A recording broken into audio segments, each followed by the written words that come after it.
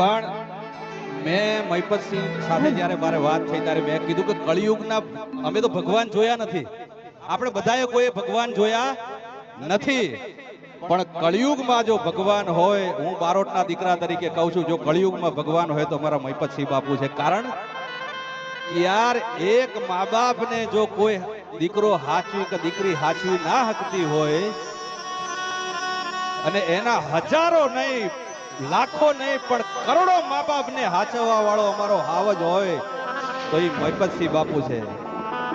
એકવાર તાળીના ગડગડાટથી વધાવ્યો મારા બાપ. ભાઈ આપણે બીજું કાંઈ ના કરે, તાળીઓ તો પાડી શકીએ, ખાલી તાળીઓનો ગડગડાટ થઈ જાય એમ માઇકમાં આવી જાવો જોઈએ. હા, એટલે વનિતા પણ અહીંની દીકરી છે. એટલે વનિતા ખરેખર આવા મહિલાને સો સલામ છે. એટલે મહિપતસિંહ બાપુ માટે મારે વધારે કાંઈ કહેવું નથી, કારણ કે મેં એક શબ્દ બોલી દીધું, કળિયુગનો ભગવાન હોય ને તો મેં તો ભગવાન જોયા નથી, પણ અત્યારે હું સાક્ષાત પૃથ્વી ઉપર ભગવાન જોતો હોય ને તો મહિપતસિંહની અંદર જોઉં છું. હું પણ ખેડા જિલ્લાની દીકરી છું. આજે અમારા મહિપતસિંહ બાપુના આમંત્રણને માન આપીને હું પણ મને અહીંયા પણ પધારવાનો મોકો મળે છે. થેન્ક યુ સો મચ બાપુ. એટલે ઈ બાપુ માટે મારે બારોટ દેવ તરીકે બારોટ શું કહે.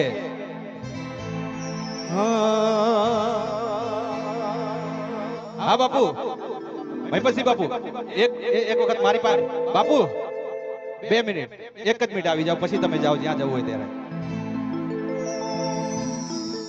ત્યારે આવો હાવજ આયા ઊભો હોય ત્યારે મારે બારોટ તરીકે, અમે ગઢવીને બારોટ આમાંય બાપુને બહુ માનતા હોય, કારણ કે દરબારોના અંડરમાં અમે મોટા થયા છીએ.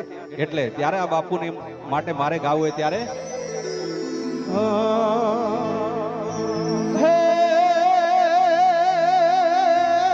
નથી કરવી કોઈની હાજી રે,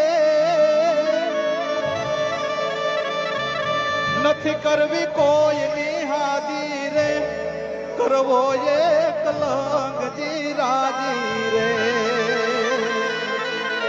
અકબર તું સલામની આશા રાખતો હોય યા રાખજે બીજે રે.